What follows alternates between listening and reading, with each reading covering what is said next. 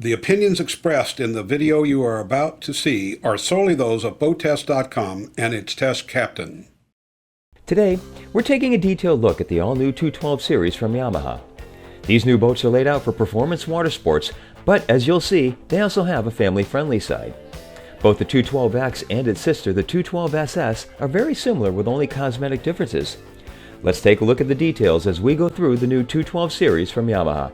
The main difference between the 212X and the 212SS is the addition of the collapsible wakeboard tower on the X version. Let's start our tour all the way up forward at the anchor locker. The first thing I notice is a 4-step reboarding ladder, so when you beach the 212X, that ladder will reach all the way to the sand. There are also brackets to hold a Danforth anchor on either side.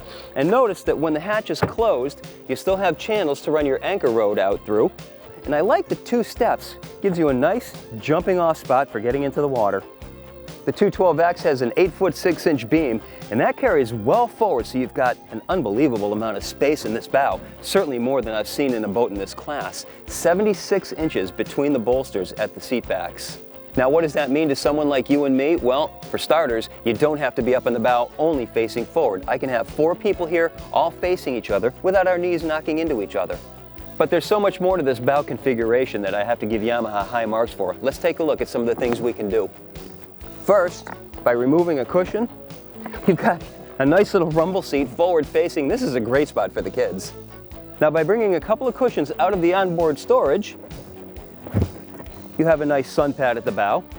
And by switching this forward seat to an aft position, you create yet another forward facing seat. And of course, under both seats, roomy storage. I'm also impressed with the space between the consoles.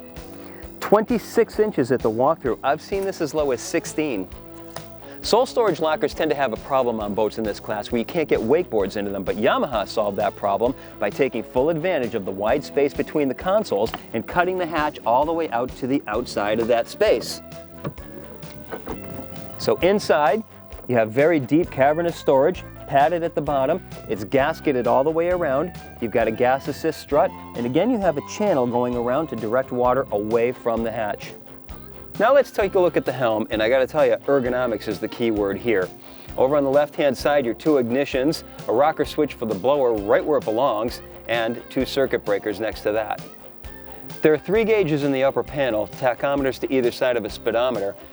There are digital gauges embedded in the analog tachometers that will give you up to 18 different parameters of information. The remainder of your switches are over to the right-hand side, and again, circuit breakers right next to each. You've got tilt steering. The engine controls are mounted at about a 45-degree angle, which is comfortable when you're in the seated position. If you're in the flip-up bolster position, you may want to just have your palm up to get it in gear, and then you can go back to the normal position.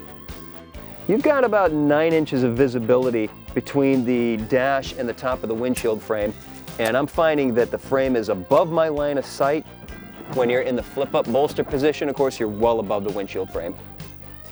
The cockpit features J seating with storage underneath, and they're 16 inches high off the deck.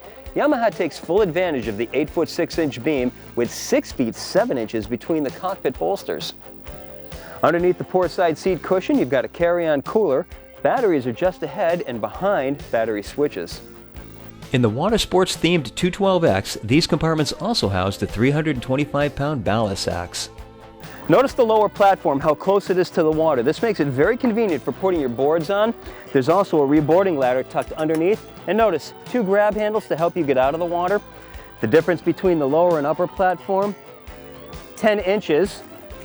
When you're in the seated position, you've got comfortable backrests, a stereo remote, and a table for having a snack while you're out in the water. Opening up the hatch gives you access to a cleanout port. The cleanout port is a great feature. Just reach in, pull out the cover, and now you have access to the impeller.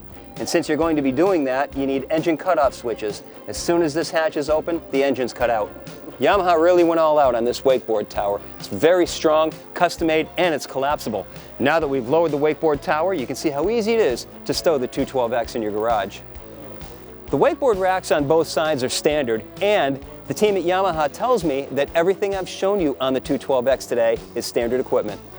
Now this is sold as a package with a boat motor trailer, dual axle trailer, rear brakes, painted, spare tire, swing away tongue. That's our features walkthrough of the 212 series boats from Yamaha. For BoatTEST.com, I'm Captain Steve. We'll see you on the water.